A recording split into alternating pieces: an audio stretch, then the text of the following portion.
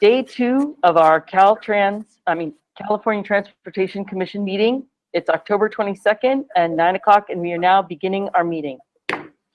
I've reviewed the participation requirements for the commissioners and presenters, but for the public, I'd like to review it one more time.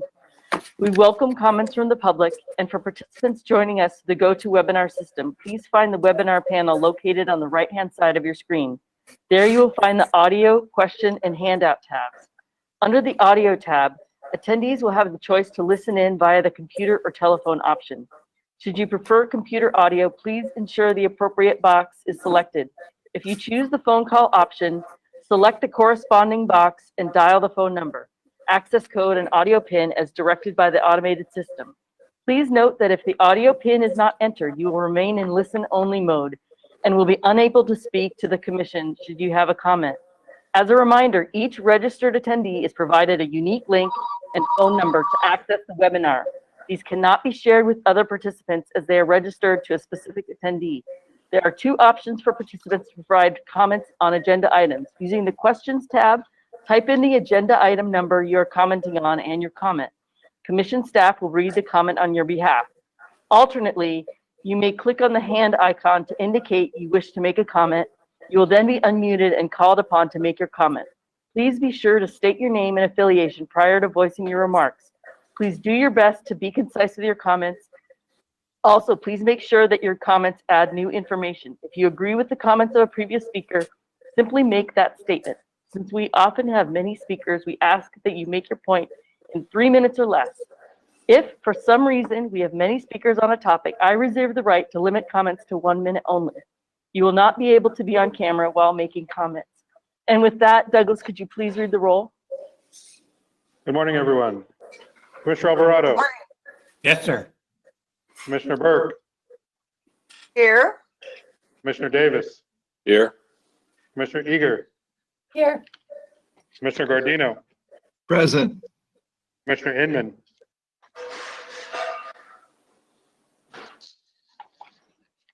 Commissioner Inman. Thank We you. can see her and Kehoe. she's waving. Thank you. Commissioner Kehoe. Is here. Thank you. Commissioner Liu. Here. Commissioner Martinez. Present. Commissioner Tavaloni. Commissioner Tavaloni let us know yesterday he'll be joining us a little bit late. Commissioner Norton. Present. Senator Bell. Assemblymember Frazier. Madam Chair, we have a quorum.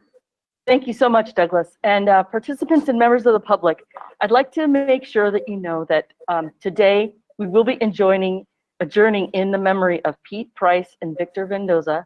We will also, during public comment at the end of our meeting, be honoring the career of Caltrans District Director John Belinsky for his 37 years of service to Caltrans. Now, our agenda, we will go through the information calendar and the consent items, and then at 9:30, we will have a resolution of necessity begin. For now, let's go to the information calendar, items 27 through 40. Ritesh, could you get this off?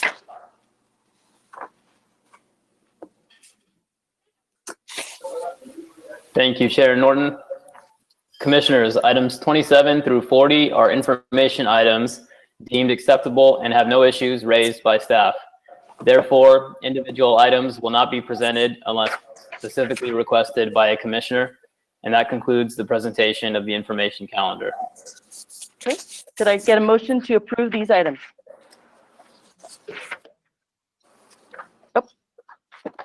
So moved, Commissioner Davis. Okay, a second? So, Commissioners, these are not noticed as action items. No motion is required. I'm sorry, on my agenda, it had a motion and a second. I apologize. We'll move on to the consent calendar, and that's items 41 through 69.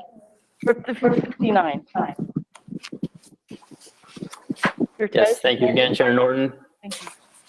So commissioners, with item 45 being pulled from and heard after the consent calendar, items 41 through 44 and 46 through 59 are on the consent calendar for approval. Please note the one change to item 52 on the change list. 4 resolutions of necessity were withdrawn prior to the CTC meeting. With these changes, commission staff recommends approval of items 41 through 44 and 46 through 59 on the consent calendar. Okay, could I get a motion to approve the consent calendar minus item 45? So moved. Move. Oh, Thank second. you. Excellent. Commissioner Kehoe moves and Commissioner Burke seconds. Douglas, could you please read the roll? Commissioner Alvarado, Yes. Commissioner Burke, Yes. Commissioner Davis, Yes. Commissioner Eager, Yes. Commissioner Guardino, Yes. Commissioner Inman. Yes, got my mic to work. Thank you, Commissioner Kehoe, Aye. Commissioner Liu, Aye. Commissioner Martinez. Present. Aye, sorry about that. That's okay. Commissioner Tavaloni. Chair Norton. Aye. Madam And Chair, now the we'll motion- take, thank you. Well, now we'll take item 45, which is pulled off consent, and Jose Esguerra will be presenting that to us. Good morning, Madam Chair, Commissioners, and members of the public. Item 45 is an action item. This is a mitigated negative declaration for the Terminal Island Pier 400 Rail Yard Enhancement Project. The Los Angeles Board of Harbor Commissioners determined that environmental impacts could be reduced to less than significant levels. Staff recommends your approval. Okay. Are there any commissioners that wanted to be heard on this item? Yes. Commissioner Liu? Okay. I also thought that there was going to be a Port of Los Angeles member, I think Carrie Cartwright, to speak to Yes. this too. Is she That is available? correct. We have Carrie Cartwright, Director of Goods Movement from the Port of Los Angeles, to help answer questions. Okay. Let me just characterize what's going on, what my concerns are first, and then we can talk with Carrie about it. With this project, it's a on-dock rail expansion, which has a lot of reasons to support it. I want to make very clear that I'm not opposing this project. What I am concerned about is there's new information that's come forward since the harbor commissioners voted on the mitigated negative declaration. And there are two things. The first is, I think, the most important, although I'm not sure what the consequences are of the second. The first thing is that the California Air Resources Board has published a draft truck versus train emissions analysis that reaches the opposite conclusions that were reached in this mitigated negative declaration. And the Air Resources Board has been telling us for years that the locomotives are actually dirtier by and large than trucks. And I had found that hard to believe and accept because it's a little counterintuitive. And then they finally came out with their analysis and their methodology. And I've taken a look at it, and I can't tell you what the differences are, and this is maybe Carrie can help with, between the two analyses, but they certainly reach different conclusions. The second new bit of information is that BNSF, in agreement with High Speed Rail, has now proposed a large intermodal rail yard in Colton, and I'm not sure how that might impact the environmental assessment with regard to air quality for this project.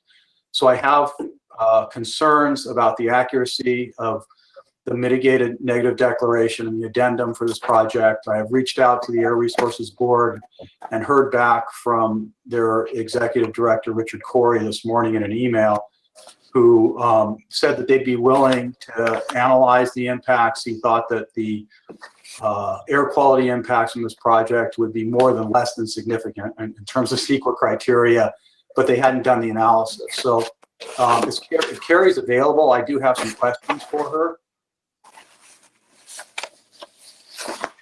Yes, Commissioner, Carrie Cartwright should be on the line, and as well as Lisa Wonder. She's the Marine Environmental Manager. Could you please turn on your mics? Yeah, Jose, this is Carrie Cartwright. Hello, Commissioners. Can Commissioner, first of all, I'm the Director of Goods Movement at the Port of Los Angeles. So I handle everything and all things transportation, including some of these environmental issues. So, Commissioner Liu, to answer directly your questions, one is, I can assure you that our models, the models I've developed for the last 20 years for transportation, intermodal logistics, are quite more sophisticated than what CARB has developed. I haven't seen CARB certificates, it's fairly new. We've used these methodologies and models in both port CIRs, because I developed when I was at Port of Long Beach, and I'm constantly enhancing and updating these models. And they're fairly conservative, and they're validated, calibrated with empirical data at all the terminals and rail yard data. So, and moreover, the SCAG uses this data directly in the RTP. They have been since 2008. It's been used in the 710 EIR EIS, which we hope to get an OP soon, an OD, and ROD soon. It's been used in the state freight mobility plan as well in their freight model. So I can assure you the methodology of estimating the shift from off dock to on dock is probably the most accurate you'll ever find in North America. We've dealt with CARB for years on our model methodologies and discussed our truck trip generation model and how it works. And on the rail side, we do detailed capacity estimation. We've just developed some updated capacity models. And we also do micro and macro simulation models to validate those results. And specifically on the rail side, when we're talking about shifting from off dock to on dock, our locomotive estimates for this particular project are probably conservative in that we translated the off dock volumes directly into on dock volumes, not accounting for some of those specific containers and rail cars to be added on to existing trains in movement. The way the railroads operate right now is obviously they combine cuts to make longer trains. In fact, the UP is now doing close to 15,000 TEU trains. So our locomotive estimates are extremely conservative and way overstated to begin with. And even with that, we still have a net reduction in emissions, as you can see. And this is all provided in detail in our original application back in 2018 to the CTC for this TSIP program. And even moreover, our truck emission estimates are understated now because of the impending CARB rules over time, and even the MFAC model, the new MFAC model, which wasn't available when we computed these emission reductions. So again, in summary, I can assure you that our estimates are accurate and more accurate, more detailed than what CARB has come up with. Obviously, I'm more than happy offline to go into details of how our model works at some point in time. To your comment on the coalting yard, in fact, these boxes that are being shifted from off-dock yards, we split them generally 50-50 between the two railroads, the BNSF and the UP. About 95% of the UP boxes go to and from the ICTF, and about 5% of their boxes go to the East LA yard. Even if the coalting yard was approved, that's going to be for primarily pure domestic cargo and not port cargo. So I don't see any change there. But ironically, even if they were to shift to Colton, that 5% would shift from East LA to Colton. Even if that were to happen, then our reduction of truck miles traveled emissions would even be more. So as it is, we're being fairly conservative in our truck trip estimates and the resultant emission reductions. Thank you, Kerry. Did I hear you right? You haven't looked at ARB's methodology? No. And like I said, even if I did, I know I probably would not fully agree with it because our methodology has been developed over 20 years. It's very detailed and it assesses basically all truck movements into the terminals. It accounts for terminal operations such as dual transactions, which does affect the truck trip making. So I would be very surprised if I were to agree with their methodology. So they draw the opposite conclusion that you do, and that's what concerns me. They find that almost every scenario, train emissions exceed truck emissions, including for PM 2.5 within 20 miles of the port in 2020, 2030, and 2040, and NOx emissions within 20 miles of the port in 2030 and 2040.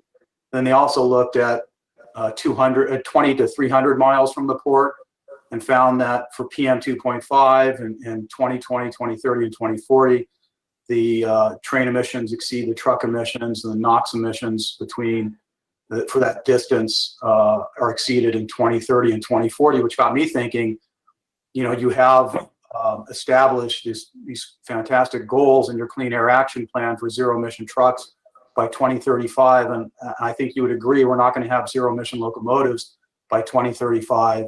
So, just looking at that alone, it would seem that in 2035, if you meet your goal or make significant progress toward your goal with regard to zero emission trucks, the trucks would be cleaner.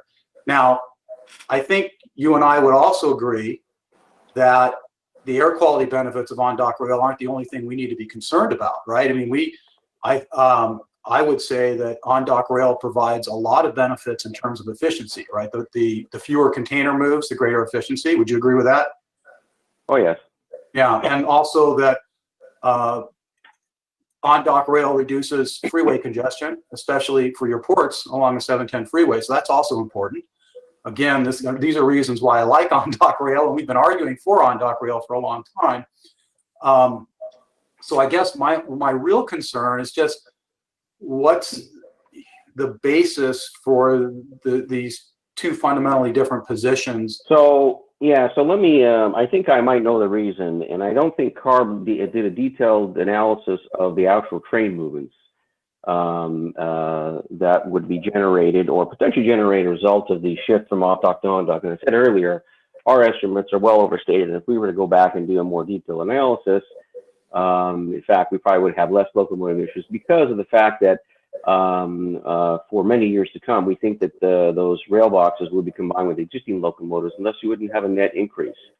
So that's one factor, and I think that's significant. The second factor is CARB probably doesn't realize that the increase in locomotives, the net increase, is really probably 45% of those are only to and from the terminal and the approximate location on the Alameda corridor where the ICTF is. So because we're just shifting from an off-dock that would emanate from ICTF and then continue down the corridor. So the net reduction is much less. It's only a few miles, right? Yeah, right. 5 miles. Yeah. And so then, probably 55% approximately, the net increase is from the ICTF to the approximate location where the BNSF is in East LA. So CARB's methodology is looking at, more than that 20 miles. They're looking at over a longer distance of comparison of emissions. So, and as I said, or I might have not mentioned earlier, the truck VMT that we've estimated, the reduction, is based upon our detailed travel demand model that, again, SCAG uses. 25,000 containers per year. I saw that. Yeah. And Kerry, I think also, now that you're bringing this up, I don't think that CARB has accounted for the off-road emissions from moving the containers either. Because there's an extra move involved if you put it on a truck and then put it on rail afterwards. So why don't we do this? If you would agree to maybe take a look at the ARB truck versus train emissions analysis, please submit comments on it, but also work with the Air Resources Board on this issue. Maybe loop in the Port of Long Beach, because I know that through our TSEP program, this issue is going to come up again, and maybe very soon. So I would just feel a lot more comfortable if you guys could confer, and if staff would confer with the Air Resources Board on this issue to iron things out. Again, I don't think that my concern was that there could be perhaps potentially significant air quality impacts from this project that weren't being analyzed and mitigated. But I appreciate what you've told me here, and I think you're right that most of those containers are moving at most probably 5 miles, and that wouldn't make a whole lot of difference. So why don't we do this? Why don't we move forward with this today? get a commitment from you and from our CTC staff to work on this issue and report back to us as soon as possible, perhaps in December, on what the differences are between the two types of analyses and where the disagreements are and where the assumptions are, and where they differ. And then I will be comfortable with moving forward today. Yeah, sure, great. And just as a note, the TCA program manager, Hannah Walter, we've already scheduled a webinar to go over these models because she had some keen interest in learning those. So we'll have that one, and we'll try and get CARB involved. We'll schedule a subsequent one with CARB staff and the Port of Long Beach so that everyone's on the same page. And I can assure you that CARB will definitely agree that that our assessment is accurate based upon the detailed analyses we've done. Okay, well, great. And if you submit comments on that draft analysis they put on their website, please send me a copy. Sure. Okay. With that, Madam Chair, if I can, I will move this item. Thank you very much, Commissioner Liu. However, we do have other commissioners that would like to speak on this item. So we appreciate your motion, and we'll ask for it in a second. Commissioner Inman. Yeah, thank you, Madam Chair. Just a couple of things. I think this study hasn't been widely vetted and distributed yet, at least to the best of my knowledge, none. I think almost every goods movement committee. So I think, this is really a sea change, so to speak.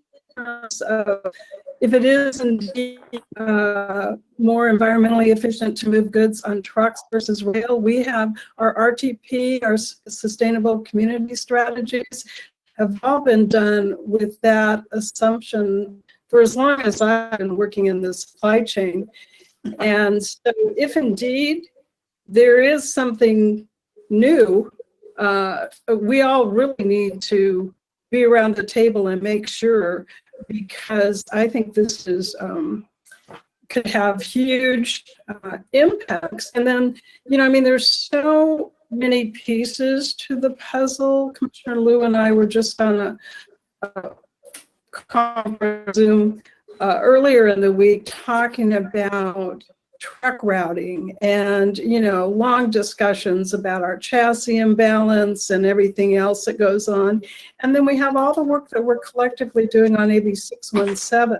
So I would worry for our 617 neighborhoods in close proximity if this study is making decisions on the larger geographic footprint. That seems a little bit contrary too. So I think there's a lot of work to be done here. I'm very, very interested. So I don't know if it's a working group or if it is at our combined meeting, but and like I say, this one I haven't followed this announcement closely, so I'm not sure which stream of body of work under their freight division it's occurring. But, we're better decisions with better information, but we better make sure that, all of the players, and, we have Union Pacific running precision scheduling railroading now, and I don't know if anybody's done an environmental analysis of that, but it seems to me like that would reduce emissions if your trains are just, more efficient. So anyway, that's my 2 cents. Yeah, this Thank is Terry you, Cartwright Commissioner. again. Go ahead, Sorry to Mr. interrupt. Cartwright. Yeah, I just wanted to reply to Commissioner Min. So, Fran, yeah, in fact, our recent analyses of train operations, which accounts for PSR, obviously would show that because, again, they collect cuts of cars from different terminals and they make up 15,000 TEU trains near the ICTF. So, in fact, it would reduce locomotives in motion, beyond the ICTF. One more comment I wanted to make too is that the switching movements that are done in the rail yards are done with locomotives that are cleaner than obviously the Class 1 railroad locomotives at their off-dock rail yard. So that's another benefit, obviously. Okay. Well, with that response and no other requests to speak, we have a motion on the table from Commissioner Liu. Do we have a second? Commissioner Alvarado seconds the motion. Thank you. Douglas, could you please read the roll? Commissioner Alvarado. Yes. Commissioner Burke. Aye. Commissioner Davis. Aye. Commissioner Eager. Aye. Commissioner Guardino, Aye. Commissioner Inman, Aye. Commissioner Kehoe, Aye. Commissioner Liu, Aye. Commissioner Martinez. Aye. Commissioner Tavoloni, Aye. Chair Norton. Aye. Madam Chair, the item is approved. Wonderful. And now we will take items 60 through 62. Mr. Ozagira? Yes, item 61 is an action item. This is the final EIR for the South Coast HOV Lanes project. Caltrans determined that impacts related to visual aesthetics and traffic would be significant and unavoidable. Caltrans adopted a statement of overriding considerations, finding that the benefits outweigh the impacts. Staff recommends your approval. Okay, we're taking 60 through 62. So are you presenting 60? I'm sorry, I skipped one. My apologies. Item 60 is an action item. This is the final EIR for the State Route 46 corridor improvement project. Caltrans determined that environmental impacts would be reduced to less than significant levels. Staff recommends your approval. Okay, so we'll take 60 through 62 all together. All right, and then item 62 is an action item. This is the final EIR for the Madera 41 South Expressway project. Caltrans determined that environmental impacts would be less than significant. Staff recommends your approval. Okay, thank you. And before we take a motion, we do have public comment.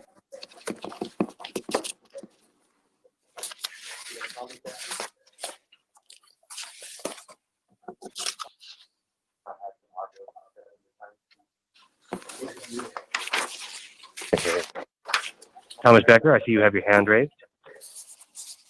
You are now muted. Only you do not have your audio set up, Thomas. Please get that set up.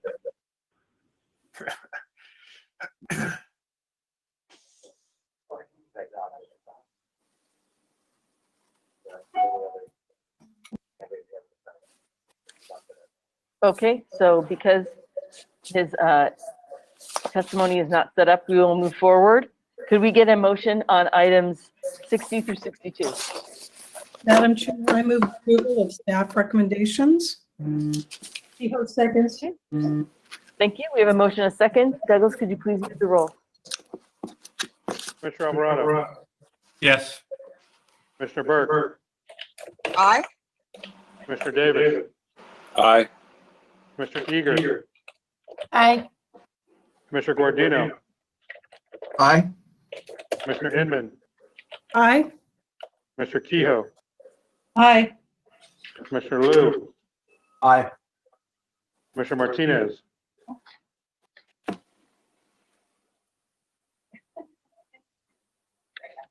Commissioner Martinez. Aye. Thank you. Commissioner Tavoloni, Aye.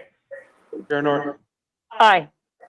Chair, I'd like to say that we did get a letter from Mr. Becker that you all received with the yellows on Friday or the pinks on yesterday. We do have some testimony from him, but we did not completely miss his testimony, and that item was approved. And his testimony was on which of the items? On 61, tab 61 specifically. Thank you. Thank you. Let us reflect that we did receive his testimony. Thank you. And with that, it is 9:28, but we have some work that we can do on the right-of-way item. And so I would like to introduce the California Transportation Commission's Chief Engineer, Terry Anderson, to lead this item for us, item 63. Thank you, Chair. Good morning, Commissioners. This resolution of necessity hearing was requested by the property owner, Beverly Engelhardt, a trustee of the Franklin A. Engelhardt and Beverly Ann Engelhardt Living Trust, due to impacts to her property caused by a $5.6 million shop safety project on State Route 1 in Mendocino County. The purpose of the project is to reduce the frequency and severity of collisions within the project limits. The Engelhardt property is just over 3 acres, zoned Central Business District Visitor Commercial. However, the present use is rural residential. The area required for this project is 0.15 acres of fee.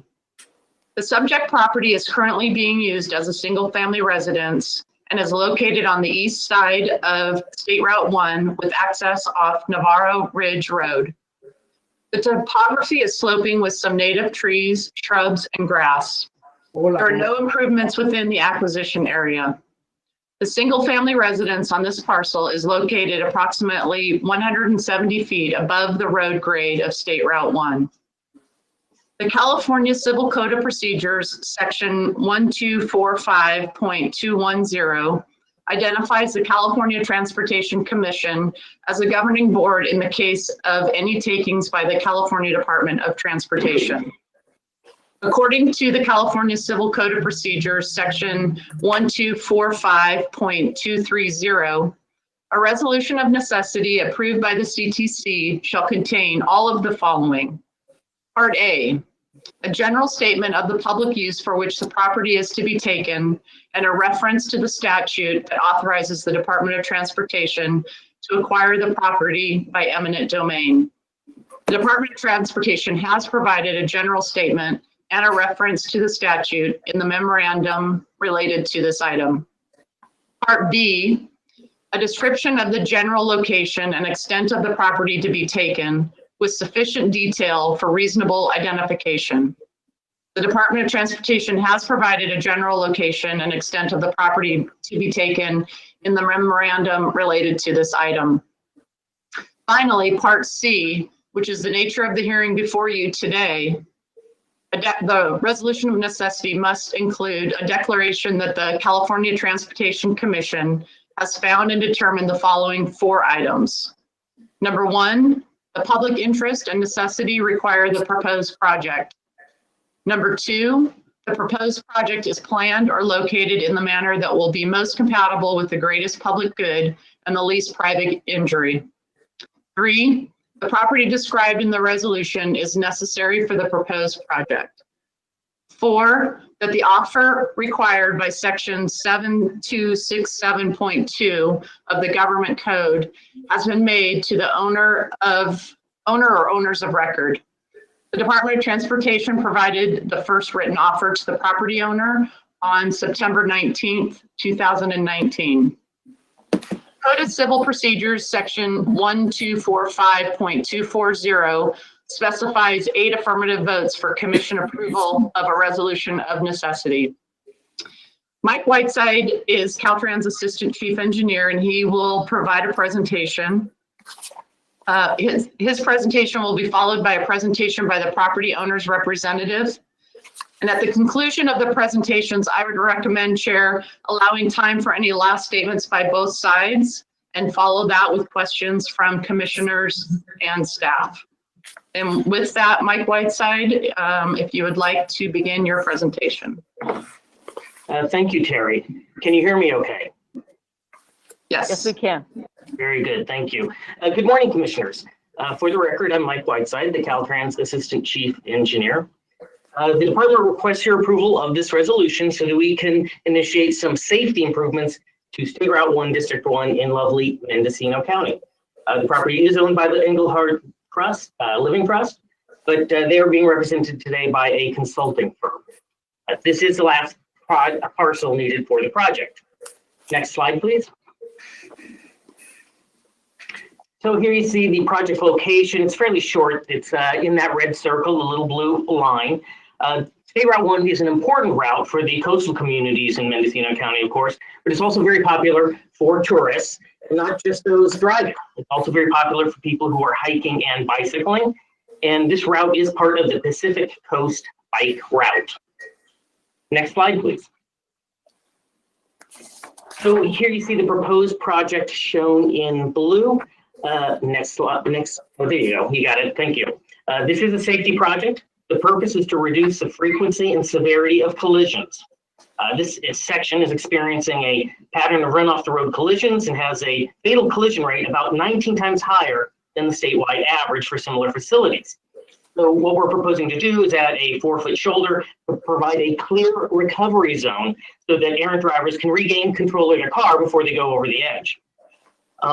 This project would also benefit, or the shoulders would also benefit, people hiking and bicycling by getting them out of the traveled lanes.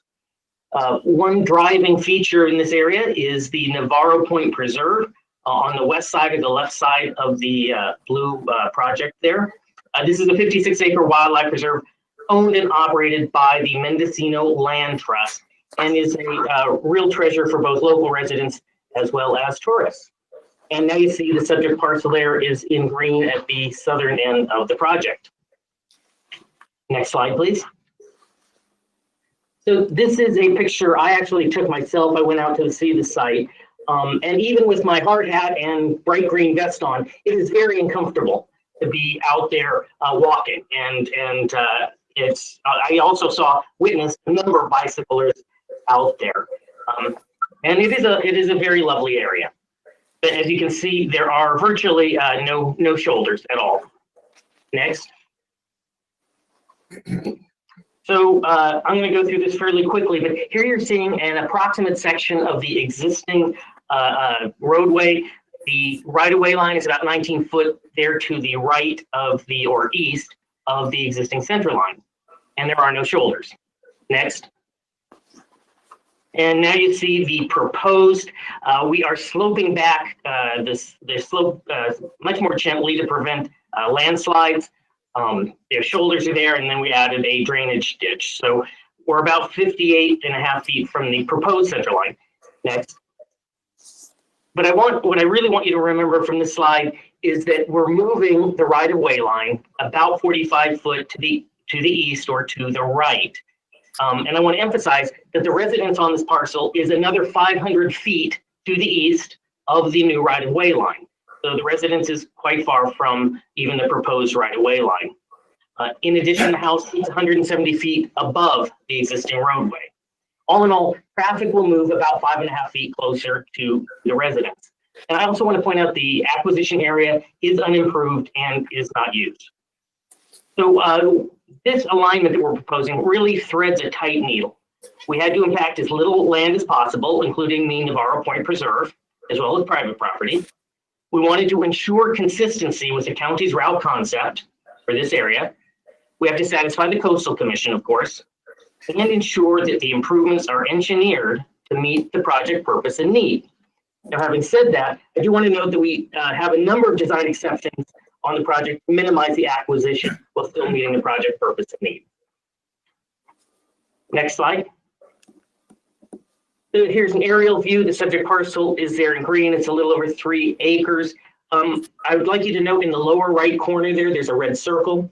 That is the access to the Navarro Point Preserve. And next. And now you see the residence is high there on the bluffs in the red circle. And next. Now you see the proposed right-of-way line in red. We're seeking to acquire 0.15 acres in B. And next. Great. Obviously, it's too late to do anything with it now.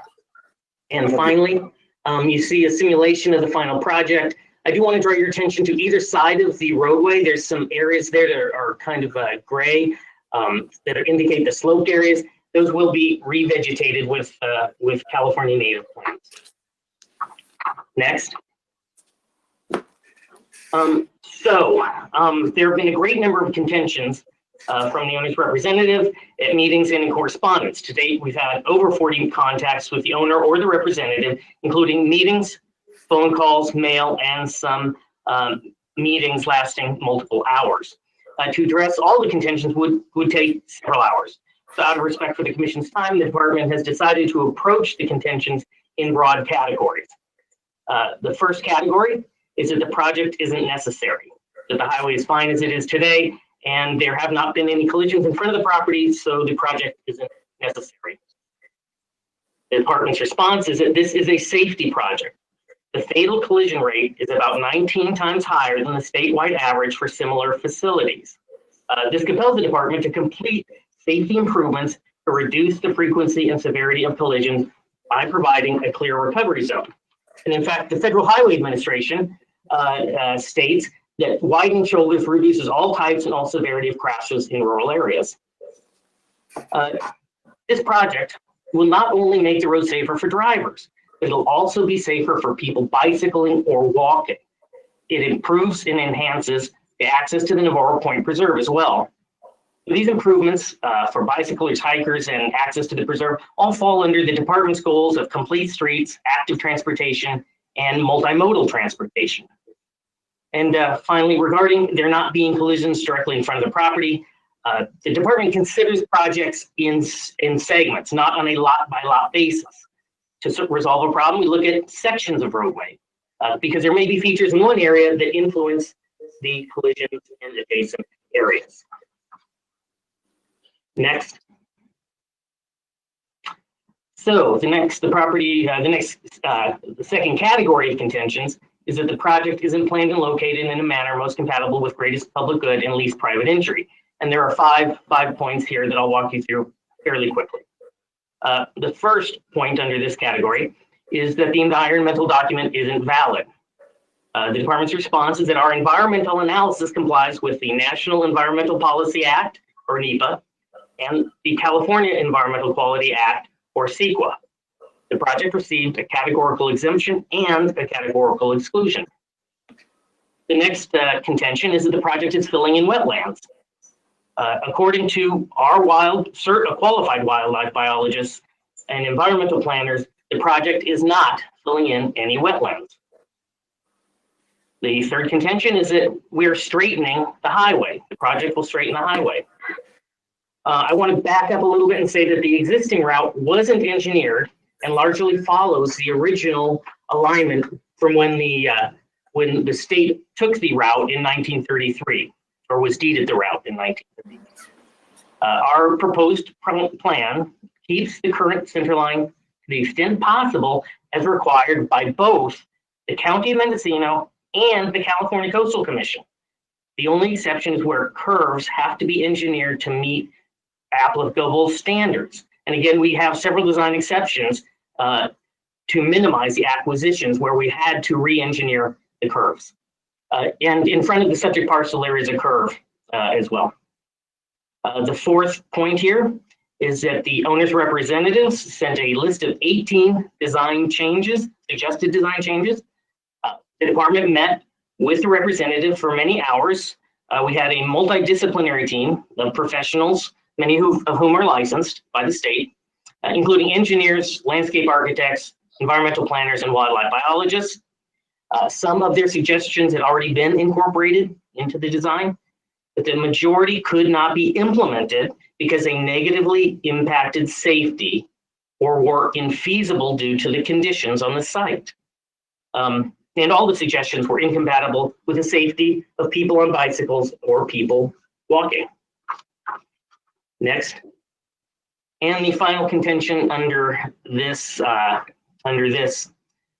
category was that the proposed excavation will compromise slope stability, worsen drainage, damage vegetation, and disturb wildlife. I won't go into each of these points, but I will say this, that the department has professionals, many of whom are licensed by the state of California. They went out and performed field investigations and developed reports with recommendations that were incorporated into the project. These professionals, these transportation professionals, included engineers, landscape architects, geologists, environmental planners, and wildlife biologists. Next. The next category of contentions is that the property isn't needed for the project. Here, there's just one point, and that is that we could just shift the project to the west or to the left and completely avoid this subject parcel. The department's response is that we are already acquiring land from the Navarro Point Preserve. Moving the project to the west would increase the land required from the preserve and increase impacts to the very nice preserve. And the final set of contentions, next slide please, is that the offer is invalid. There are just 3 quick points here. The first contention is that the offer doesn't comply with the government code. We had the head of District 3 right-of-way, or North Region right-of-way, John Ballantyne, personally review the government code line by line, and the department is in compliance. The second contention is that the appraisal and the offer are correct. Mr. Ballantyne also reviewed the appraisal and the offer. Again, the department is in compliance with our policies, procedures, and industry standards. The appraisal and offer are appropriate. Finally, the contention is that the offer is low, and that is a compensation matter. So we won't go into the details on that here today. Next.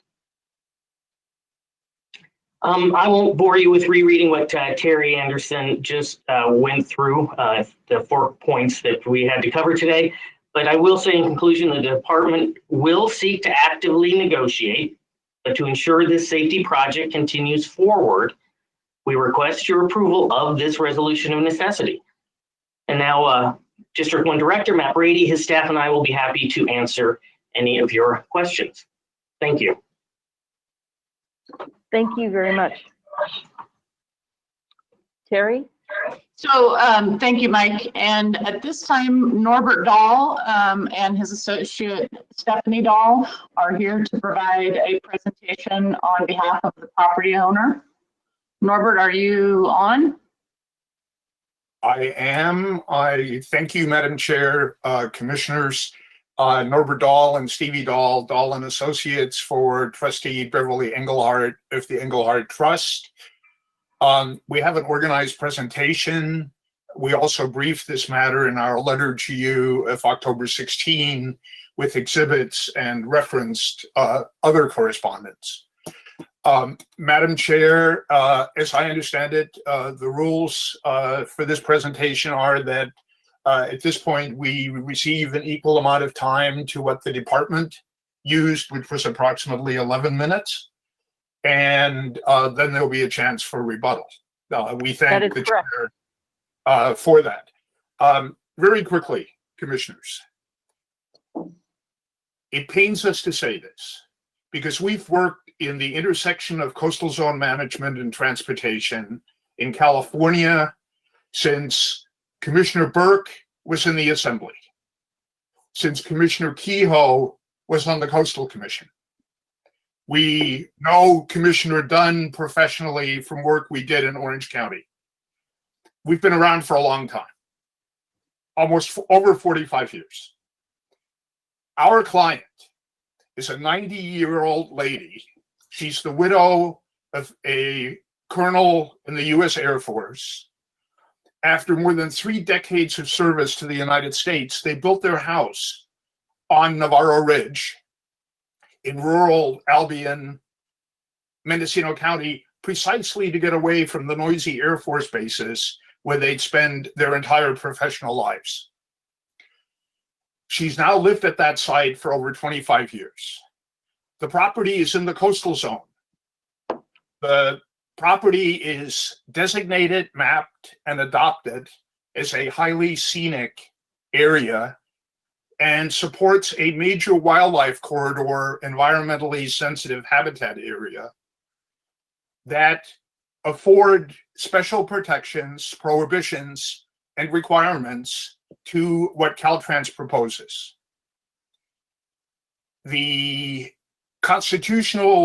Our constitutional republic protects private property, and the public agency's taking of it by eminent domain is limited, number one, to a public purpose. What the gentleman from Caltrans neglected to tell you was that a component, he only focused on one part, the safety part. Caltrans can produce no evidence and has produced no evidence that there's been any collision in front of our client's property. Caltrans infers that there may be influences from either the highway or our client's property that cause collisions up coast and down coast, but has not pointed to a single one. Caltrans is simply not meeting the rules of evidence on the basis of which you, in your quasi-judicial capacity, are required to make findings to support your decision. That's very material. Let me go on.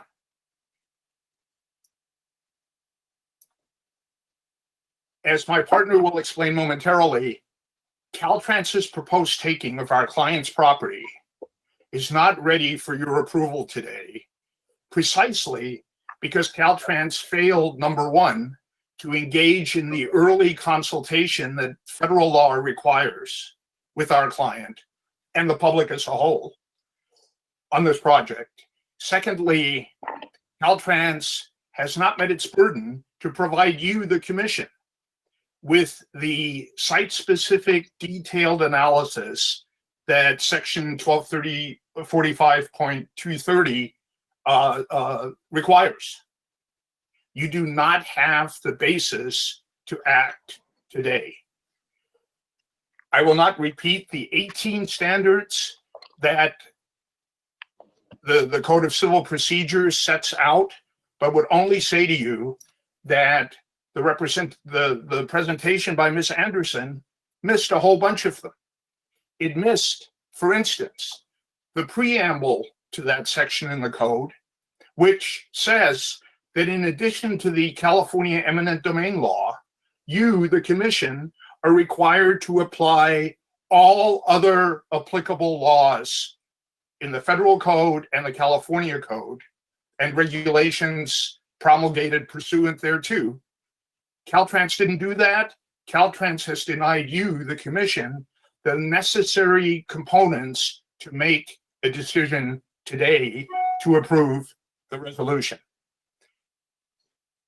Let me just go to 2 key points and then turn this over to my partner, Stevie Dahl.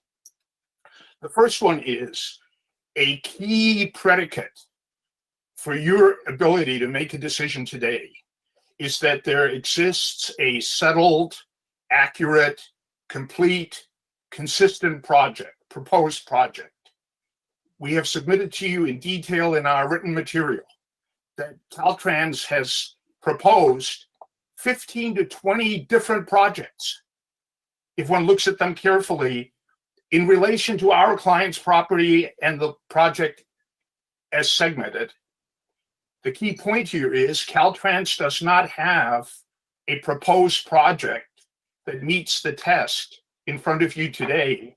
Therefore, Caltrans denies you, by its errors and omissions, the ability to make the finding that you have to make as the precursor to everything else, that you see a specific, finite project, proposed project. It doesn't exist. Let me just go to one last part, which is, I will return to this, but the second precursor under federal law, and this is a federally funded project in part, is that after that early consultation, which Caltrans didn't do, then Caltrans is supposed to do technical studies to inform its environmental document. So here are 2 or 3 key points. All of Caltrans's technical studies are outdated and no longer applicable. Secondly, the record is clear. Caltrans did not do a professional geotechnical subsurface investigation with a slope factor of safety analysis in the area that it proposes to excavate on our client's property. Caltrans didn't even disclose that it was going to do that excavation until we found out. Lastly, Caltrans granted an exemption and exclusion from both federal and California environmental law. That is invalid here precisely because the Coastal Commission, on which several of you served, or with whom you've had interactions, or in the case of Commissioner Burke, that you helped to create, thank you, Caltrans granted itself an exemption from the environmental NEPA and CEQA rules, notwithstanding that the guidelines and the federal regulations are clear that where you have a sensitive site, such as here, because of the wildlife corridor and because of the designated highly scenic area that has been approved by the federal government in the California Coastal Management Program, where you have those kinds of conditions, no one, not Caltrans or anybody else, can exempt itself or themselves from environmental review. The exemption, so-called CECE in the parlance of Caltrans, is invalid from the start. To rely on it would be a categorical error. we obviously recommend respectfully to you, the commission, that you not rely on that document. With that, allow me please to turn this over to my partner, Stevie Dahl. Thank you. Am I unmuted? Yes, you are. Thank you. Good morning to all of you. Would like to start off by indicating that separate and apart from the other failures of the information in front of you today for this resolution of necessity, the appraisal that was prepared and finally provided to our client in December of 2019 does not constitute a valid appraisal for numerous reasons. There was the one comment by Caltrans staff that our objection to the appraisal was that the valuation was too low. That is simply not the case. We have spent hours in discussions with Caltrans staff in which they have acknowledged that there were problems with various parts of the appraisal package. They have yet to either correct those problems or submit a replacement appraisal package that solves those. Moreover, the information in front of you today differs significantly from what was in that appraisal package. So let's start with the beginning. And actually, Ms. Anderson started off with it. The property is not in a commercial zone. There is no commercial zone in this area. And the appraisal package partially correctly states the zoning that applies to this property, which is rural residential, but it's planned unit development. The appraisal package includes three different assessors, three different post-mile references for the location of this project, somewhere between post-mile 41.93 and post-mile 41.97. When we raised issues about that early on, the response was that those didn't really matter anyway. They do matter because the project descriptions that are extant tie various project components to their post-mile locations. In point of fact, what is before you today refers to acquisition at post-mile 41.89. That's different from what was on some 7 different maps that were presented to us between July 18th and I believe the last one was on August 26th, which refer to post-mile 41.88. Whether 41.88 or 41.89, that does not appear in the acquisition package, in the appraisal package, or with respect to this parcel on the map. The location of the parcel is misrepresented. And I'm not going to talk about the western property line and who owns what to the center line of the road. The most important aspect of what Caltrans staff has done in its representation of the parcel is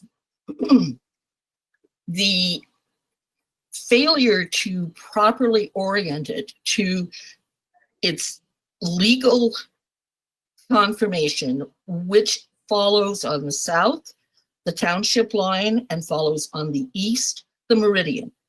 And the indication in the various documents before you that Caltrans just uses a different means of computation and that theirs is more accurate is absolutely irrelevant to what the legal delineation of this parcel is, and it does not appear correctly on any of the maps in front of you.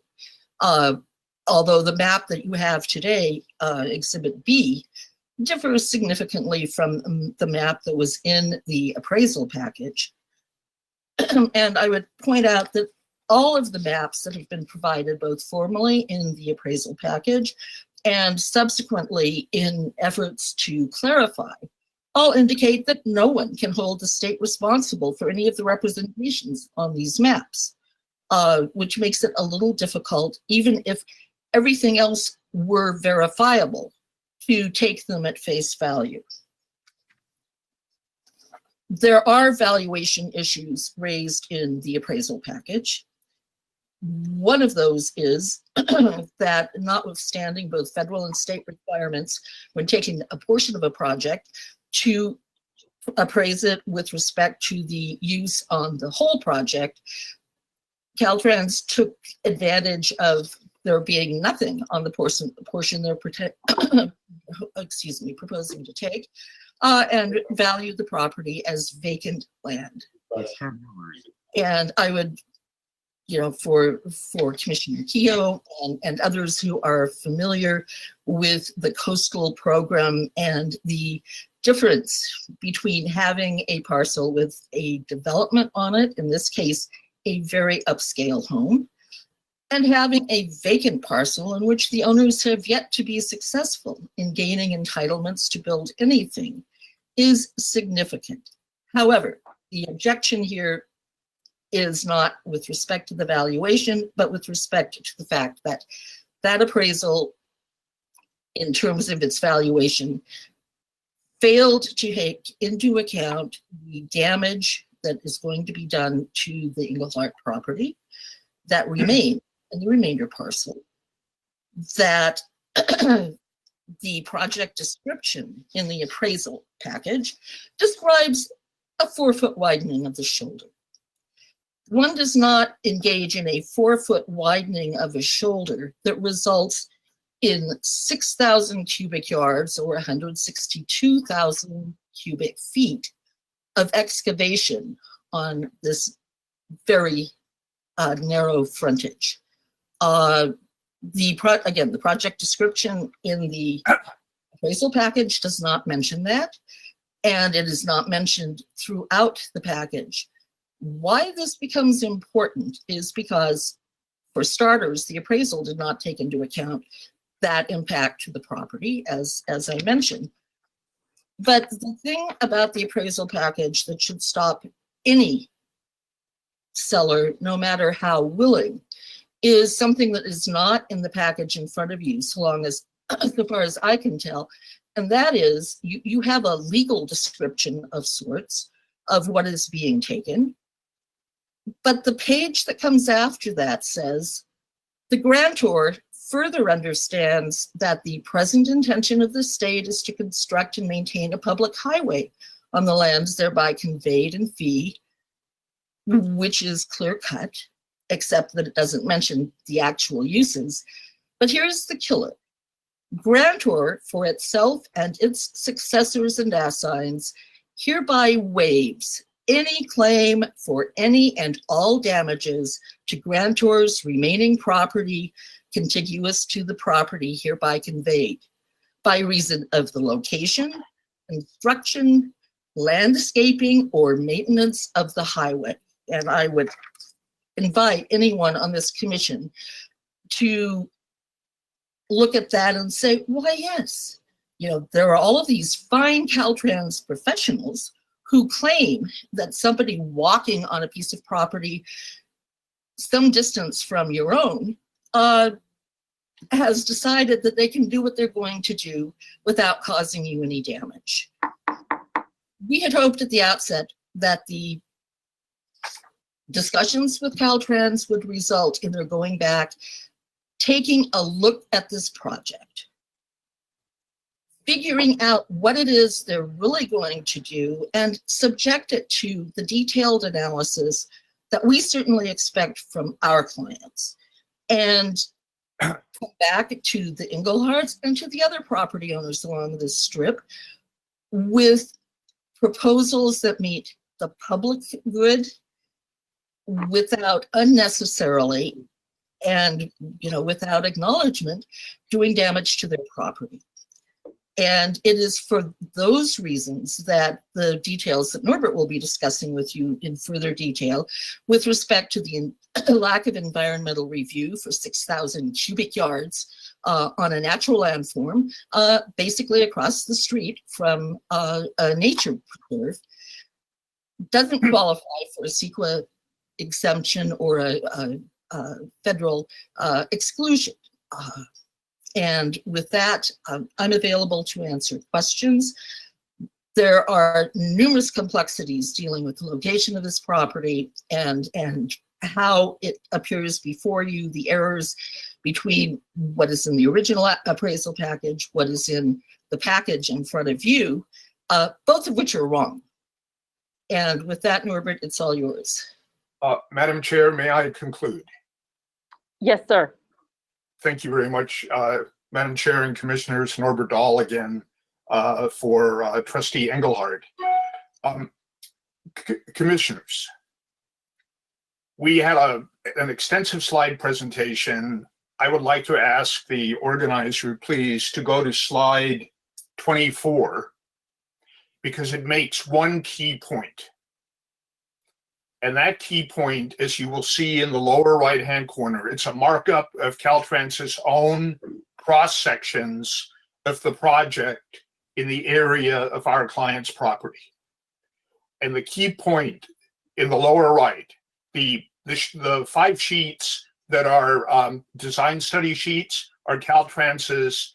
The orange highlighting is the excavation that I just highlighted the area that Caltrans proposes to excavate on our client's property or on the takings property.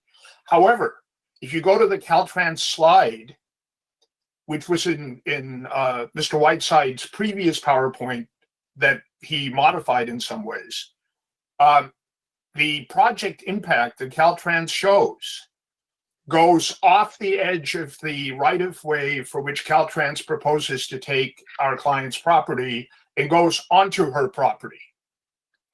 We would submit to you that that by itself renders the matter that is before you inaccurate, incomplete, not ready for commission determination. And let me simply ask the meeting organizer to go to slide 27, please.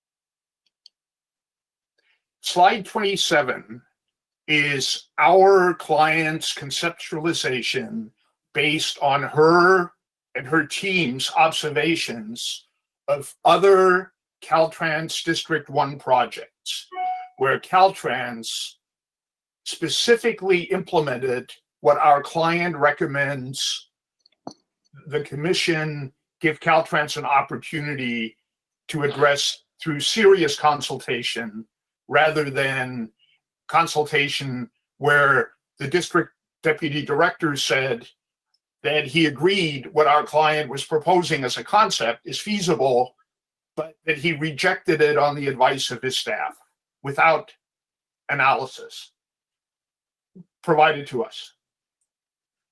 The key here is that the existing state-claimed right-of-way in front of our client's property and in part on our client's property has enough room to do what Caltrans says in its own plans. And this is a Caltrans plan sheet, site plan, that we've marked up to highlight it because the plan sheets are almost, virtually illegible. The key points are Caltrans proposes a 4-foot wide shoulder on the southbound side and the northbound side of the travel lanes, which would be widened by a matter of inches to get them up to 12 feet each in width. Those 4-foot wide shoulders can be accommodated in this segment, this stretch of the project without taking our client's property. That's number one. Number two, incredibly, given that Caltrans says this is a safety project, Caltrans proposes to construct a 4-foot wide, up to 3-foot deep open ditch right next to the shoulder, the safety shoulder. Now, those of you who've driven in Arkansas or Georgia or some of the other states in the Southeast are undoubtedly aware that those kinds of ditches are very common, or have been in the past, in some of the states in the United States. Those are the instances where more road runoff collisions occur or have historically occurred than anywhere else because the ditches are fundamentally an attractive nuisance. Caltrans, as part of its safety project, is proposing an attractive nuisance adjacent to its 4-foot shoulder. We think that's a gross error against public safety. We would recommend to you respectfully that Caltrans should be given an opportunity to put that drainage in a culvert, in a pipe, deal with the best management practices to protect water quality and coastal resources, but basically make that 4-foot shoulder that can be accommodated in the right-of-way a safety feature, not a death trap. Finally, Caltrans says it needs to add a minor amount of super elevation, banking of the road, to help vehicles, thanks to gravity and centrifugal force, to stay on the road. We think that's an excellent idea, and that can be accomplished on this site, in this area, without taking any or maybe more than 10 or 20 square feet of our client's property. So we would submit to you, commissioners, that on the papers that Caltrans submitted, which stand for the proposition that they are all conclusory, they do not bridge the analytic gap between the evidence that Caltrans puts forward and its conclusions. Caltrans's papers ignore most of our clients' 27 specific objections. As the witness from Caltrans himself testified by speaking to aggregation of comments. And finally, commissioners, there is a project here that can be done consistent with the Coastal Act, consistent with the Mendocino County Local Coastal Program, consistent with the federally approved California Coastal Management Plan, and with all the laws. But it is not the kaleidoscope of projects, 20 different versions that Caltrans has quite literally dumped in your lap. We think that Caltrans has not lived up to the high expectations that the people of California and you have for the department, and that many people in the department regularly perform. And we commend them for that. But here, there have been numerous errors and omissions that need to be corrected. And for that reason, Madam Chair and Commissioners, we respectfully ask the Commission to, in effect, remand this matter to Caltrans to allow Caltrans to do what it should have been doing for a number of years now and come forward with a project that complies with all the laws. It does not put this Commission in an impossible position. Thank you very much. Thank you very much. We have a public comment, and we also will, after that public comment, go back to Terry Anderson because Caltrans does want to respond to some of the statements that were made as part of this testimony. Let's go with public comment, please. Thank you, Chair Norton. We have Thomas Becker. Thomas Becker, you are now unmuted and free to speak. Okay, can you hear me? Yes, we can hear you. Okay, good. This is a very interesting issue because it's something that is on the agenda today for other items. The Coastal Act controls CEQA if there's a conflict between the two acts. The CEQA is Division 20 of the Public Resources Code, and section, I had it written down here somewhere, section 21174 clearly states that if there's a conflict between CEQA and the Coastal Act controls. There's no doubt about that. Now, here's what Caltrans is doing on this project, as well as the project that was in number 61, that was just the previous one. Caltrans is ignoring the Coastal Act and basing their determinations on CEQA. Well, you can't do that. You have to look at what the Coastal Act says, and if the Coastal Act provides a greater level of environmental safety, or if there's a conflict between the Coastal Act and CEQA, the Coastal Act dominates. Now, today, the commission here just did it on 61, and they're probably going to do it today on 2 other items concerning a coastal project in Santa Barbara County. There are appeals pending at the Coastal Commission And we asked on a public works project in the coastal zone, we asked the commission today simply not provide funding for that project until all appeals are exhausted and the projects receive final approval. This commission just ignored that. They just ignored a request that funding be delayed on a project until the coastal commission appeals are done and the project receive final approval. I want to say to the lawyers representing this 90-year-old lady, go back to 61. My email is there in that letter that's attached to number 61. You can go ahead and email us. If we can be of any assistance to you on this issue, we will, because we think that we can prove this commission and Caltrans intentionally just ignores the Coastal Act to push their own agendas. And I think we can prove it. So those are my statements. If the gentleman or the people representing the private property owner wishes to go back, my letter's in the record on for this meeting today, and you can get my email right off. I'll be glad to help you on this because I can prove that this commission and Caltrans ignores the Coastal Act, absolutely ignores it, and just in a way absolutely attempts to sabotage the Coastal Act. And this project is probably no exception. Thank you very much. Thank you very much. Terry, we would like to have Caltrans response, especially on the issues regarding the Coastal Act. Yes, so I do believe that Matt Brady, the district director for District 1, is on online. And so if staff could unmute him, I think he's prepared with a room full of experts to answer any questions that you may have.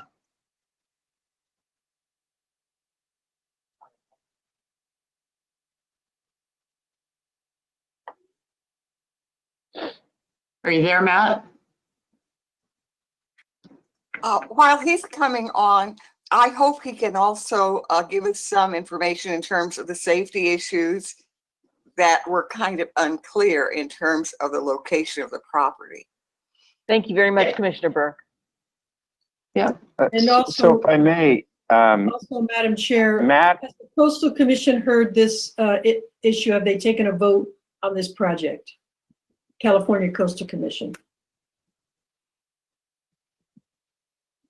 so if someone from the Caltrans district is on, can they raise their hand? Because we don't see them in the list of attendees.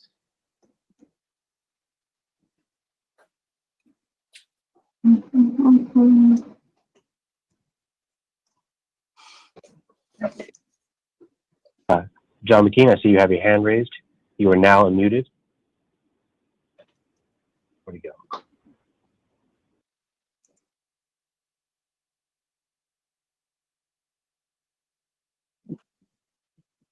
John, you are currently self-muted. Please unmute yourself and you'll be free to speak.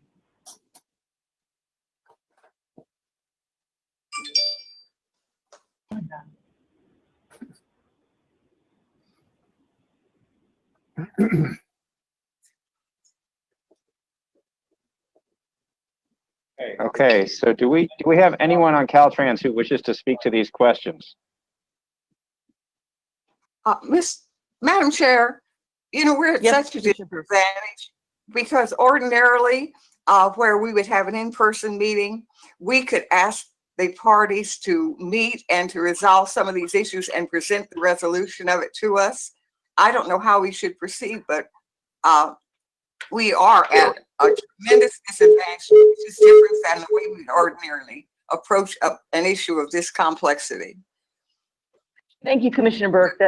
Terry, could you respond to that, please? So this is Mitch, if I can just jump in.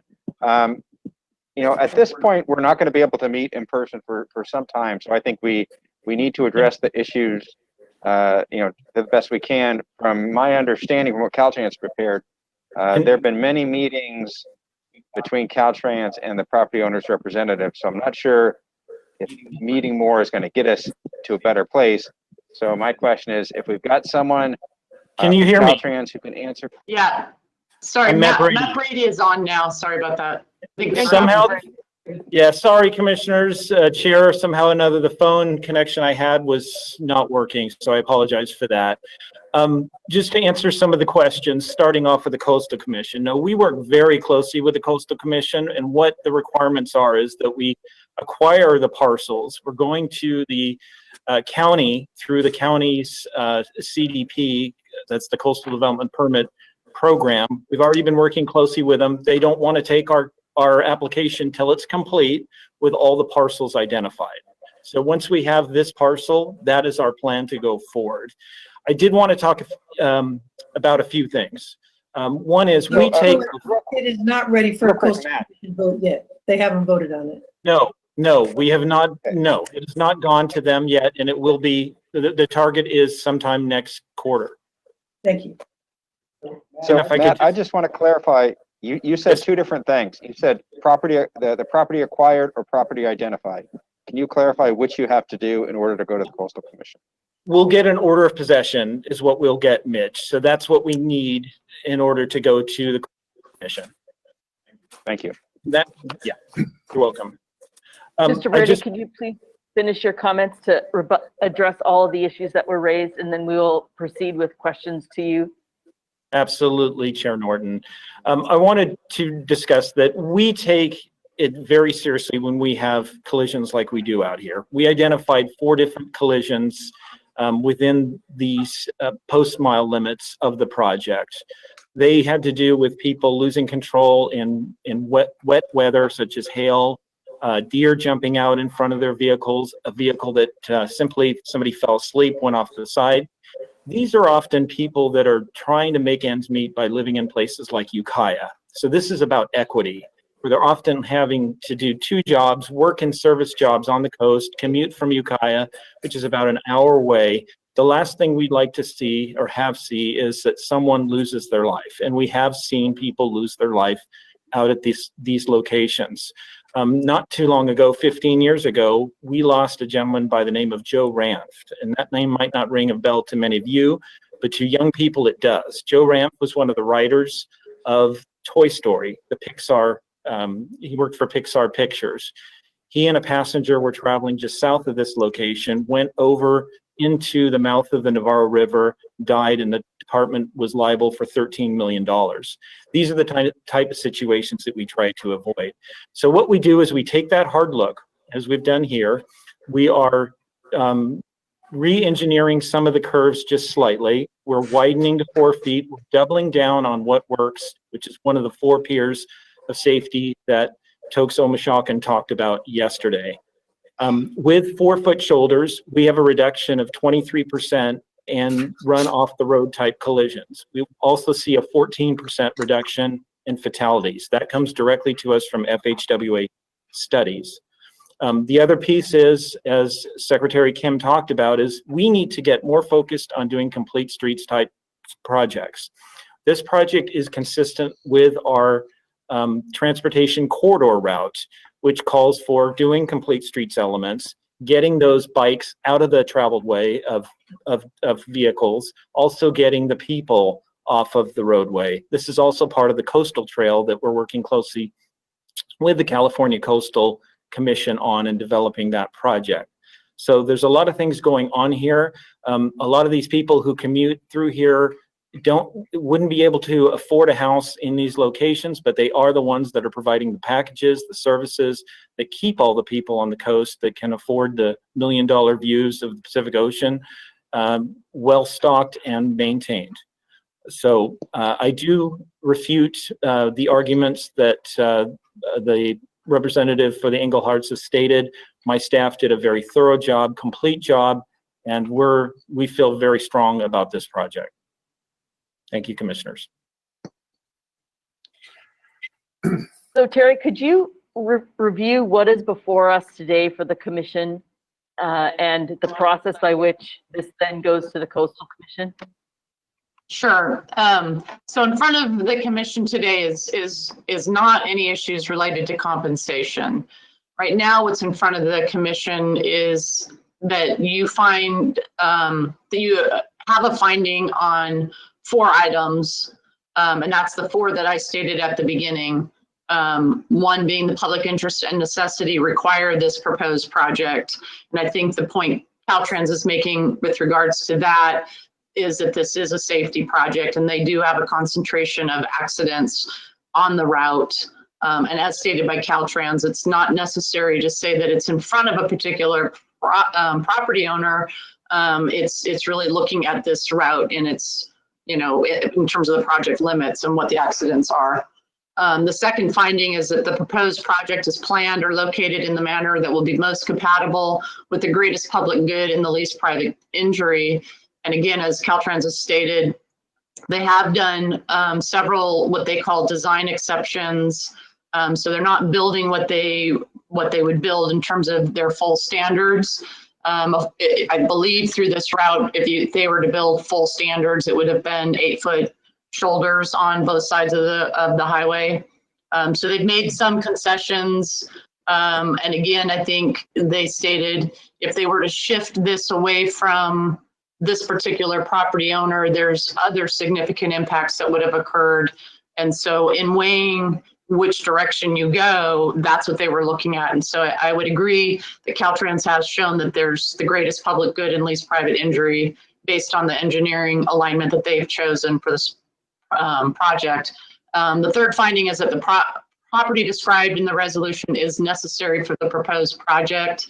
Again, if you agree that this is a safety project that's needed, and realize that Caltrans has done as much as they can to minimize impacts to these property owners, it's pretty easy to get to number 3, which is they would need this particular property as well as other properties that they've already acquired.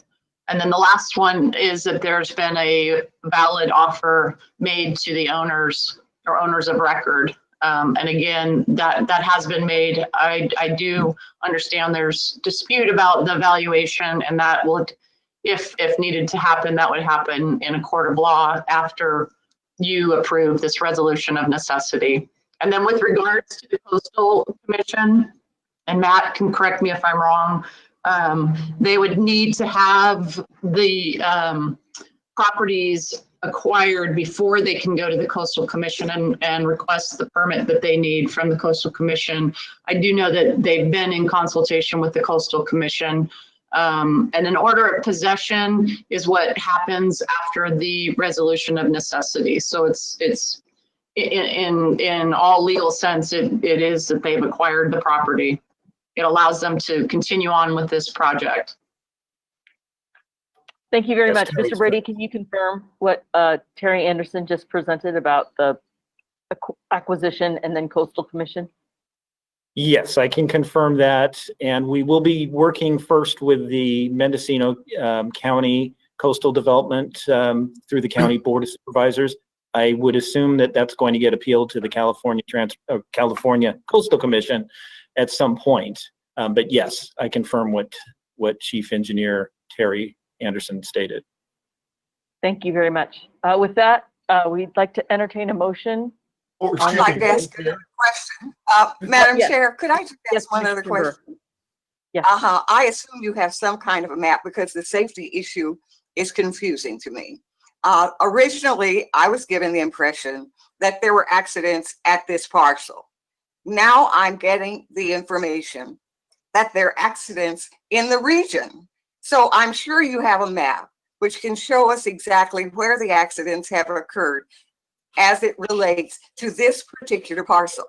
Now, the other issue that I would like clarification on is whether or not sometimes when we can't hear these, there has already been an order of possession. So is that no longer a policy? But first, I'd like to just get the safety issue, because if this is a safety issue, I certainly am very supportive. If it's not a safety issue as it relates to this parcel, then I'd just like to understand it. And Chairman Norton? Yes. I'd like to make sure that Commissioner Burke gets an answer to her question first, and then I'll call on you, Commissioner Davis. Thank you. So those are great questions. And I'm not sure if we have the ability, Matt Brady, I know you have a collision diagram that had been provided at one point to the property owner along with other documents. And so can you share that collision diagram with the commission? I don't have it on me, on my screen. I know we shared it at one stage with you, Terry, a while ago, but I can state that we have had collisions both north and south. This is only a half-mile long project. It's not very long, but to make this project continuous, we would need to acquire this piece of property. So it is an 010 safety project. Our averages are 19 times the statewide average for fatalities and about a little over 2 for property damage only type collisions. So we are above the statewide average. It is our highest level of safety projects that need to be addressed through means of correction. Well, can they at least tell us where and how far away from the parcel the accidents have occurred? Madam Chair, may I respond? Yes. I'm not the chair. Chair, you can tell them whether they can respond or not. Madam Chair, this is Norbert Dahl. At about 1:30 on Tuesday, Caltrans finally got around to producing a document to us that we requested months ago. It was part of Caltrans's not meeting with our client by being not responsive to documents requests. But on Tuesday afternoon, Caltrans produced the very document that Commissioner Burke just addressed. And we have it in PDF. We submit to you under oath, penalty of perjury, that document, which shows the entire proposed project area, does not show any collision of any sort, not fatal, not injury, not property, in front of our client's property. Secondly, that document has no reference or analysis that indicates, as Caltrans has previously suggested, that there are mysterious influences that emanate from the highway in front of our client's property that cause accidents up coast and down coast. So we would submit to you, commissioners, that the item that Commissioner Burke just identified, because all of us agree the highway has to be safe. The point here is, however, that Caltrans has not identified any collisions in front of or associated with our client's property. And we think the reason why we recommend it to you, for your consideration, that this is a matter that should be remanded to Caltrans to precisely work these things through and to come up with a feasible project that can be approved consistent with the local coastal program, the Coastal Act, and the federal California Coastal Management Program. Because right now, this project is dead on arrival because it is inconsistent with each one of the three. And we submit to you under oath that there is a feasible coastal program consistent project here, but it takes reasonable people reasoning together, as a former president used to say, without making it up, to precisely protect the public safety, but also commissioners, because Caltrans has misrepresented to you what this project is. It is in part related to safety, but not here at our client's property, but it is also related to drainage. Caltrans has created major drainage problems in this area that it needs to properly address. Caltrans hasn't told you about that part of this project. Likewise, and finally, this project can be done without the massive grading that Caltrans proposes to excavate from the natural landform on our client's property. And the way it can be done is by working the project within the existing right-of-way with minor additional work. So, long story short, we would respectfully submit to you, based on what Caltrans has put in the record today, that number one, Caltrans has given you no evidence to support approval under the Code of Civil Procedure of the resolution. Number two, Caltrans has given you no analysis of the evidence that you need to bridge the analytic gap between the evidence that is in the record and the law. And finally, Caltrans is asking you to approve a resolution of necessity for a project that can never be approved under the Coastal Act, the LCP, or the federal program. For those reasons, commissioners, we thank you. We apologize for taking this much of your time, but for those of you who've been involved in the coastal program, you know that these things tend to be very fact-centric and law-centric. We would urge you, again, to remand this matter so that it can be worked out with Caltrans. Thank you very much.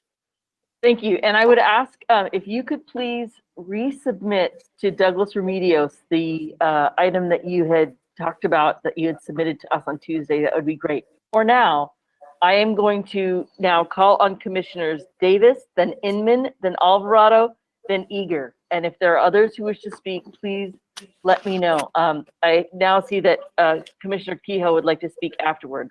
So let me start with Commissioner Davis. Yeah, I would just, Mr. Dahl brought up the creation of this attractive nuisance by the ditch that's going to run parallel to where this project's being built. And I would like Caltrans to respond to that point. I'm going to have Frank Demling, who's the project manager. He's registered to speak to that and slide my camera over. Yes, good morning, Madam Chair and Commissioners. Frank Demling, Project Manager, Registered Professional Land Surveyor for 39 years. There is an existing drainage ditch along the easterly edge of this segment of highway already. This project proposes to move that ditch even further away from the traveled way by adding the 4-foot shoulder. So there's no change in condition, except that that ditch will be moved further away from the traveled way, and that will improve safety. Thank you. Thank you. Now I'd like to call on Commissioner Inman. Thank you, Madam Chair. So just some clarification. So the safety chart that Commissioner Burke has asked for and the homeowner or the property owner reportedly received on Tuesday, can we document that when that was requested? I have a challenge with someone getting information the afternoon before or 2 afternoons before our hearing. So I'd really want to make sure, because safety is front and center for all of us, I think, for everything in transportation. So I'd really like to have that clarified. And then on the process with the Coastal Commission, can we have a little more clarity on what work has been done with them? Because if we're acquiring property prior to, with our fingers crossed at the Coastal Commission, it seems like we're expending a lot of transportation resources that,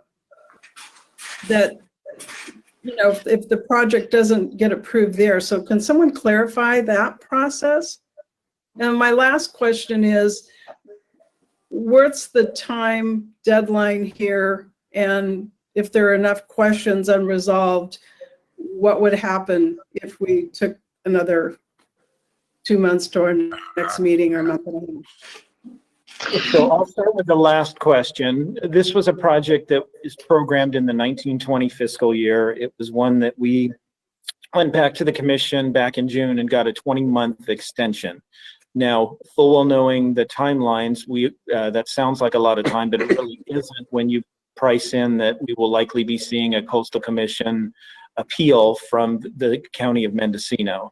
So we think 20 months is probably aggressive, and keep in mind we still have that liability out there where we don't have these safety features that have been installed.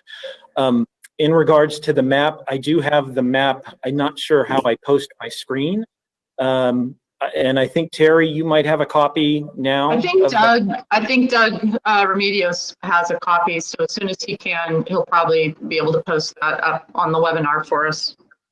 Yes, and in regards to the Coastal Commission, they expect a complete description of the project with everything finished. And that's often caused us consternation, to be quite honest, Commissioner Inman. moving forward. But they want a complete package of all the alternatives that have been done before they'll issue a permit. We do have a consistency on some major projects where we do that beforehand, but on something smaller like this, a consistency comes after you've already gotten your order of possession, et cetera, and moving forward. So we do tie up resources. Yes, that is their way of doing things. They want to see things complete. However, we do work continuously with them up until that time, getting their input on what we should be doing and what we should not. They do comment on our studies and what we do in regards to our environmental documents. So it isn't that it's something they all of a sudden get at the 9th hour or 9th inning. It's a collaboration between our staff working with their staff. But are you saying the County of Mendocino has not approved this? No, the County of Mendocino wants a complete package. So when they get the order of possession from this parcel, then they will deem it complete, and then they will have their hearing on it.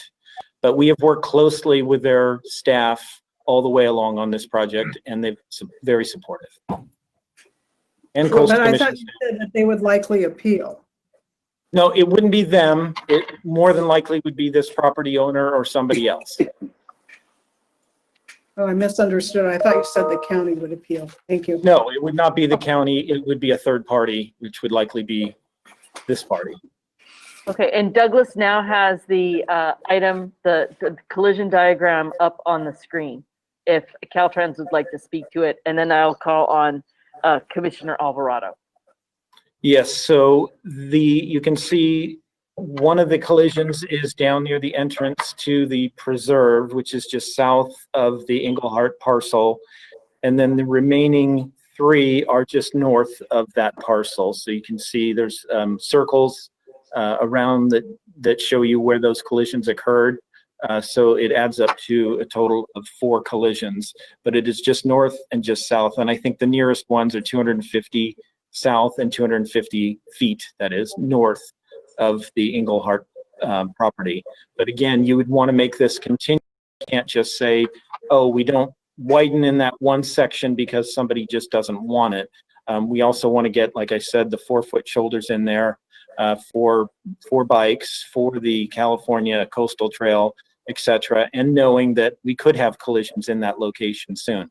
We are realigning slightly along that in front of the Englehart parcel, as you already heard, improving that curve that hasn't been engineered.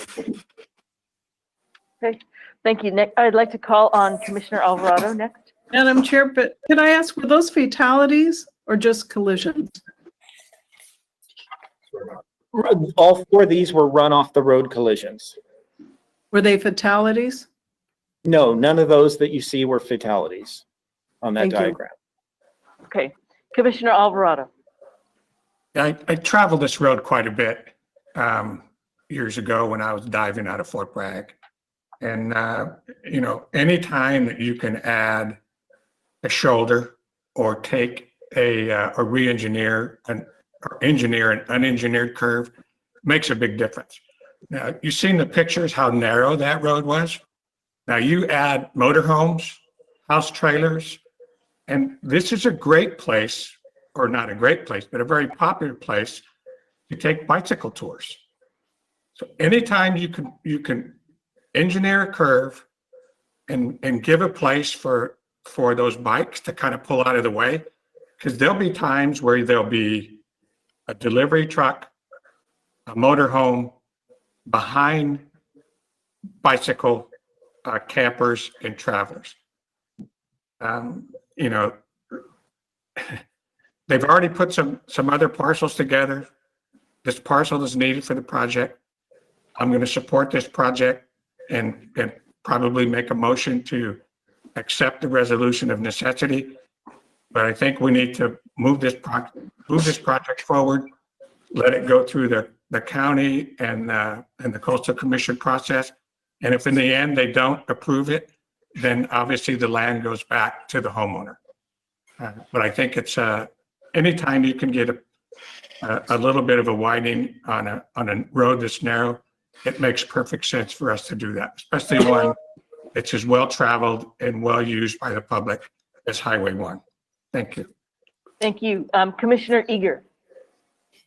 Yes, thank you. I just had a couple of questions, and if you've already said it, I apologize, but I just want to get clear. So the total mileage of the project, including this particular site, but the total amount of miles for this project, and what percentage is this parcel of that total amount? It's about 4%, and it's a half-mile long project. And well, I understand there's no accidents right in front of this particular parcel. There are on both sides, so you wouldn't be able to do the entire project without including this parcel, correct? That is correct. Okay, thank you. Thank you. Okay, and now Commissioner Kehoe. Thank you, Madam Chair. Commissioner Burke really zeroed in on the safety issues and the accident count that were my concerns also. But okay, it's a half a mile plot that we're seeing now on the screen, I guess.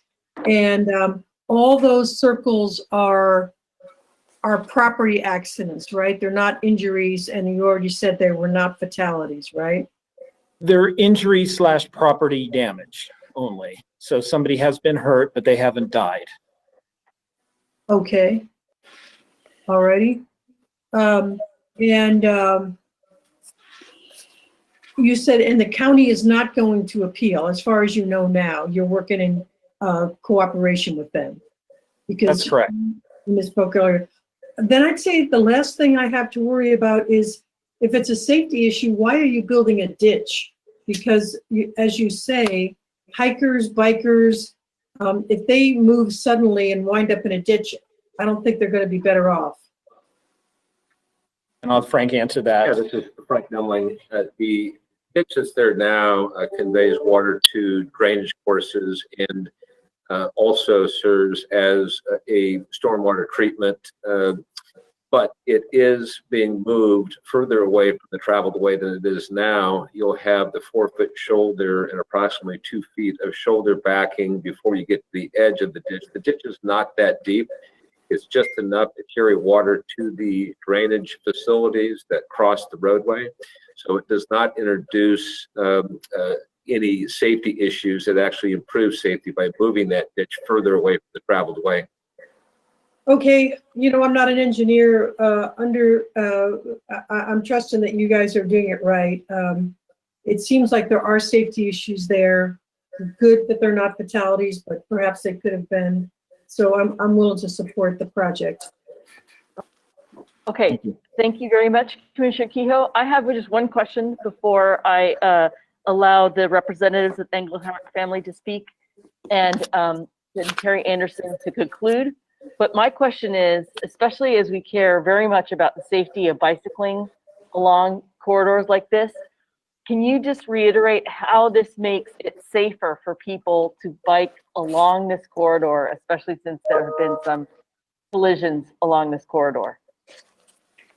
Yes, we work closely with the bicycle communities all throughout our district. And in fact, in District 1, I think I might be the only district that allows bicycles to use the state highway system everywhere. So where we have the opportunity, we look for opportunities to widen along this route, especially a minimum of 4 feet. That's what the bicycle coalitions have told us, that they would like to see a minimum of 4 feet. We always like to see something bigger if that's what's required, but 4 feet is the minimum that they feel comfortable with. So this is just a small segment, a half mile, where we have opportunities, as Secretary Kim was stating, for other projects along this corridor, as is stated in our transportation corridor report. We will widen to have 4-foot shoulders wherever we can get them. So when we're doing other types of projects, and we have a lot of projects coming up on the coast, especially bridge projects, we widen the bridges to make them wider so that we can have a pedestrian a segment for the coastal trail and also wide shoulders for bicycles to use. So we are all in on seeing that as something we need to do and be good stewards of the coast. And as Commissioner Alvarado stated, there are a number of people that fly up to, say, Portland, Oregon, get on their bikes, ride down 101 on the Oregon coast. They come into Del Norte County, they come through Humboldt County, but they ultimately want to get to Mendocino County on the southbound side, enjoy that beautiful, lovely coast, and spend their hard-earned dollars in our state. So we want to make it as safe as possible for them and make it a pleasurable experience. And this project is a very small step in that direction, but a very important one, we feel. Thank you very much. I'd now like to give the opportunity. I'll just make a very fast little comment, and I appreciate that. At the top left is it shows what are fatal and injury, and then at the little cross if it's an injury at the side of the accident. Now I appreciate you're concerned about just injuries. I don't see any crosses, incidentally. So just as a matter of future explanation to us, I would like to have consistency. But I appreciate what Commissioner Alvarado has said. He's familiar with this and he thinks this is important. Chair Norton, I have a comment. I want to be clear. Okay, thank you, commissioners. I would really appreciate if you could just let us know when you want to speak, so that we can continue to keep this consistent. Is there a little hand we can hit? Yeah, or respond to text that I've been sending to all of you. With that, Commissioner Liu, yes, you have the opportunity to speak. Thank you. While we were talking about this, I have signed up for the UC Berkeley Transportation Injury Mapping System that appears to rely on Caltrans data and does show a fatality on March 5th, 2017. So it looks to me like it's within the project area, and there's a lot of details there. I've sent it to them. This is not information that would influence my vote on this matter, because I'm already convinced that it does involve safety matters, but it's just something we might want to look into. This is a very helpful GIS system that shows injuries and fatalities throughout California. Thank you very much, Commissioner Liu. Now I'd like to give the opportunity to the representatives of the Englehart family, and then I'd like to allow the Caltrans representatives and our engineer, Terry Anderson, to conclude. Mr. Dahl? Thank you, Madam Chair, Commissioners. First, I will be as succinct as possible. As Commissioner Burke pointed out, the collision diagram that Caltrans posted to this proceeding does not stand for what District Director Brady and his staff said it stood for. Forgive the grammar. This document does not, it has now disappeared, does not represent any fatal injuries. It does not represent any injury runoff collisions. It represents property collisions, number one.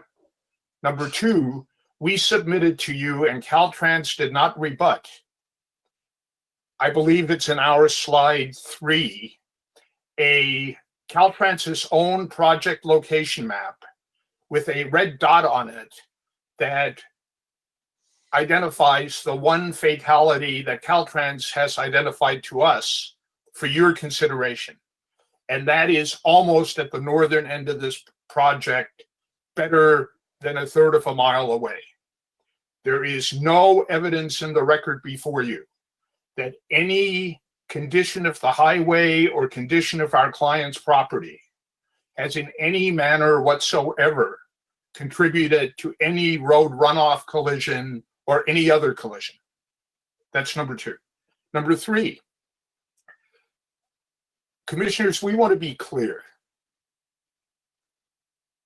Prima facie evidence that Caltrans submitted to your staff indicates that the project that Caltrans is proposing here is inconsistent with the Certified Mendocino County Local Coastal Program with the federally approved California Coastal Management Program.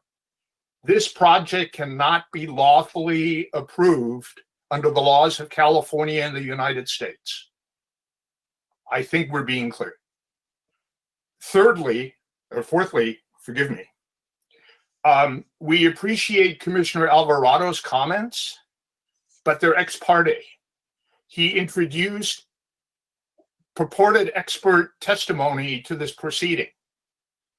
We have not seen that testimony before. We've not had a chance to respond to it. We submit to you that his testimony should be stricken from the record because it is not allowed under the Code of Civil Procedure. Third-party, ex parte communications, including by a commissioner, to facts that are not in evidence, don't count. Finally, commissioners, there is a simple way to solve this, and we appeal to your sense of reason and commitment to safety and the laws of California that each of you swore to uphold when you became a commissioner. Reason and facts in the record indicate that there is a project here that is doable and consistent with all the standards of review that can be done within a reasonable timeline. But District 1, for whatever set of reasons, has determined not to go down that route. It wants to bulldoze this project through the process. We submit to you respectfully that, and we're not being impolite here, but the commission has been sold a bill of goods by District 1. The evidence in the record doesn't support it. The analysis doesn't support any findings. And most importantly, and finally, you have no findings before you to support the recommended decision with regard to those 18 points with which I began. So, commissioners, we thank you for your attention. We respectfully ask that you remand this matter to District 1 for the process that should have been performed in 2014, 2015. Thank you very much. Thank you. And before I set this to Caltrans, I'd like to call on Commissioner Kehoe for a question. Thank you, Chair.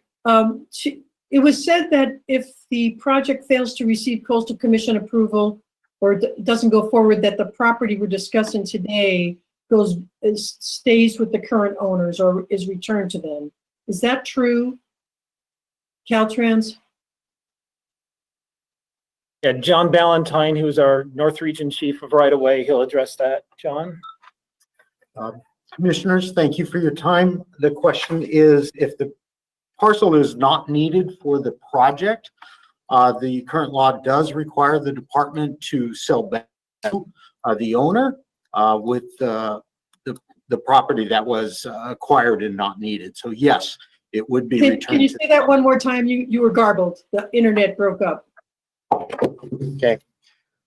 Thank you. My name is John Ballantyne, and I appreciate the question. It was, if the parcel is no longer needed for the project, it would be returned to the owner. Current law requires that if the parcel is not used for its intended purpose, that it, within 10 years, that it be sold back. So yes, if it's not used for the purpose for which it's acquired, it would be returned to the property owner. Thank you. Okay, thank you. I next want to count on Executive Director Mitch Weiss. I'd just like Caltrans to speak to one of the other points that the property owner's representative just made. Can a project be constructed that achieves the same safety benefits and other benefits of the project by taking less right-of-way? The answer is no, Executive Director Weiss, no. Thank you. Okay. Thank you very much. Terry and Caltrans, we'd like you to make concluding comments, and then we will take a motion on this item. Okay, well, I guess the only concluding item I would say is the action in front of you, commissioners, is whether or not you have a finding on the 4 items that I listed for you at the beginning that come from the California Civil Code of Procedures, section 1245.230. I won't list the 4 out of brevity. And so what's being requested is that the commission adopt resolution C-21939, which would allow the department to move forward acquiring this property and constructing the safety project. Okay, do we have a motion, commissioners? This is Commissioner Alvarado. I'd like to adopt staff recommendation. Do we have a second? On the second. Great. Douglas, could you please call the roll? Commissioner Alvarado, Yes. Commissioner Burke, Abstain? Commissioner Davis, Aye. We've made an assumption on how much of that we get accepted next year versus how much is. Commissioner Eager, Aye. Commissioner Gordino, Aye. Commissioner Inman, Aye. Commissioner Kehoe, Aye. Commissioner Liu, Aye. Commissioner Martinez, She's aye. thank you. Commissioner Tabelloni, Aye. Chair Norton. Aye. It is now 11 o'clock and that motion is approved. It is now 11 o'clock and we are going to take a brief break between now and 11:10. Thank you very much. We'll come back and have the balance of our agenda.